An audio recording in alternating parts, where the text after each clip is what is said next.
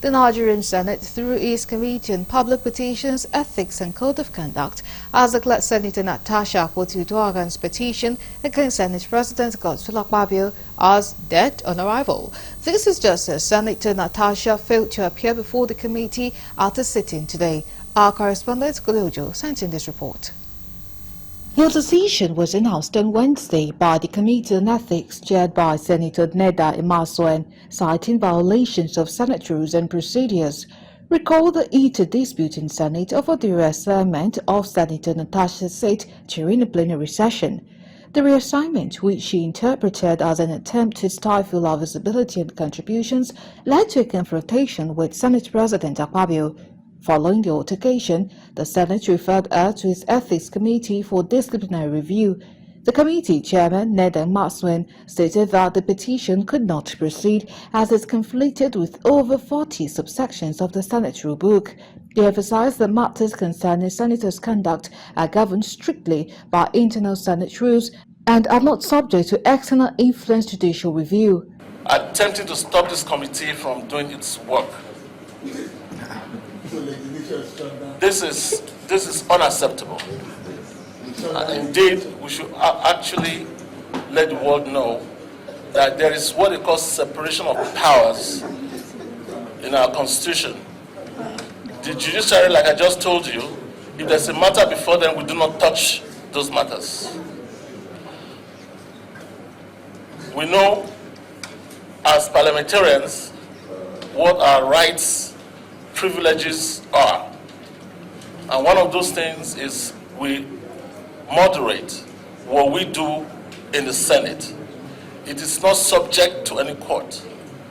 And so in the Senate, whatever happens there happens within the Senate and not subject to any other court. Meanwhile, the Senate spokesperson, Senator Yemi Adaramodu, Senate Chairman on Rules and Business, Titus Zam, and Sergeant Arms Mutual Usmaila during the committee meeting gave detailed explanation of the whole event to the committee, citing the misconduct of Senator Natasha'S. I, as the image maker of the Senate, was seriously miffed and quite discomfited with the state of the odious reputation that the Senate is degenerating into and the public opprobrium that is being generated by the behavior of one of us at the plenary on February 20, 2025. And as the image maker of the Senate, I started receiving a lot of calls, both locally, nationally, and internationally, and even exponentially from even members of my own family, that what is happening in the Senate. It became quite very difficult for me to even address the deluge of those demands that I have to. I want to draw our attention to the fact that the Senate institution is highly regulated, including the way we participate in proceedings and even our dress codes. It is a highly regulated institution, and we are regulated by this red book called Senate Standing Orders.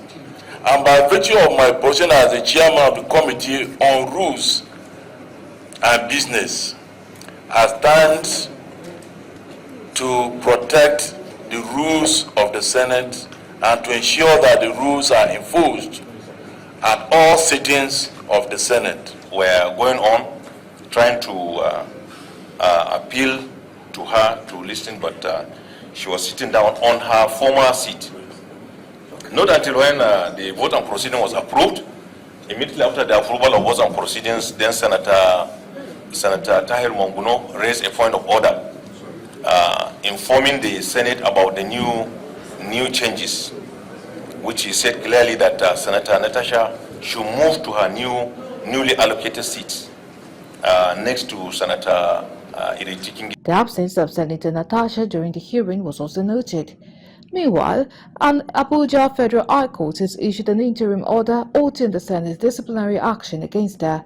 Justice Obiara Egwatu ruled in favor of Senator Natasha'S legal team, posting all proceedings pending further judicial review.